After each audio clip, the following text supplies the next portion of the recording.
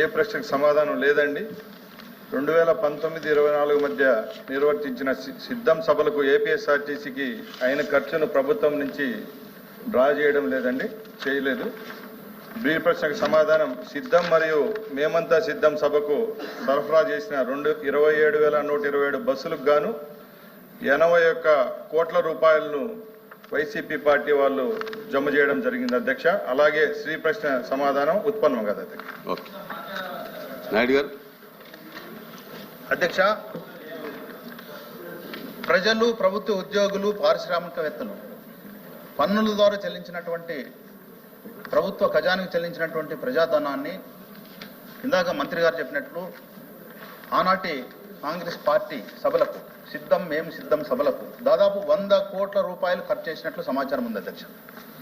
అదేవిధంగా ఈ సభకు మంత్రి గారు లేదని చెబుతుంటే మీరేమో ఉందని చెబుతారుగా. మంత్రి గారు సమాధానం లేదని చెప్పారు, ఉందని చెప్తారండి. నా ప్రశ్న ఉంది అధ్యక్ష, ఇంకా ప్రశ్న ఉంది. అందుకోసమే ప్రభుత్వం దగ్గర సమాచారం లేదంటున్నారు కాబట్టి దయవుంచి మా దగ్గర సమాచారం ఉంది, ప్రజల నుంచి సమాచారం వచ్చింది, ప్రభుత్వ ఖజానాకు 100 కోట్ల ఖర్చు వచ్చింది, ప్రజల సొమ్మిది. దయవుంచి మంత్రి గారిని మీ ద్వారా ఒకటే విజ్ఞప్తి చేస్తున్నాను అధ్యక్ష, ఎంక్వైరీ చేయండి, ప్రజలకు సమాధానం చెప్పండి. అందుకోసమే అధ్యక్ష ఉలికి ఎందుకు పడుతున్నారు అధ్యక్ష?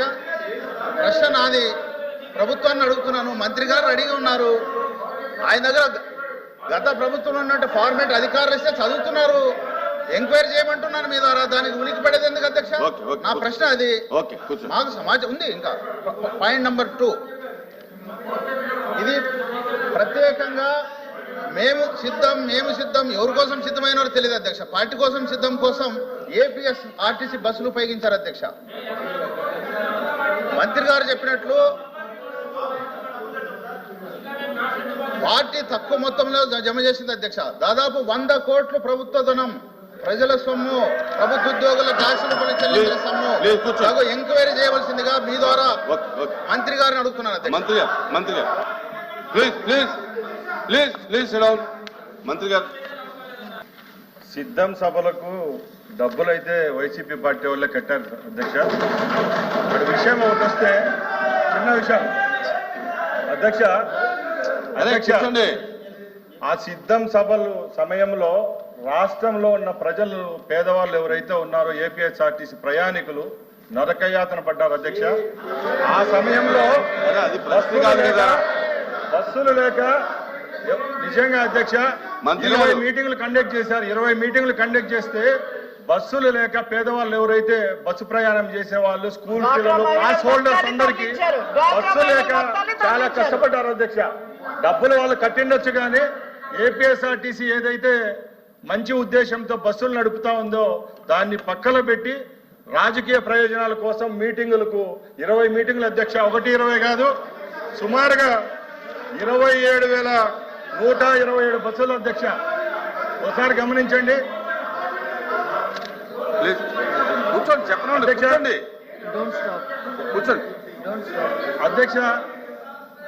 ఏపీఎస్ఆర్టీసీ ఏదైతే ఉద్దేశంగా ఈరోజు ప్రజలకు సేవ అందిస్తుందో దాన్ని తప్పుదారి పట్టించారు.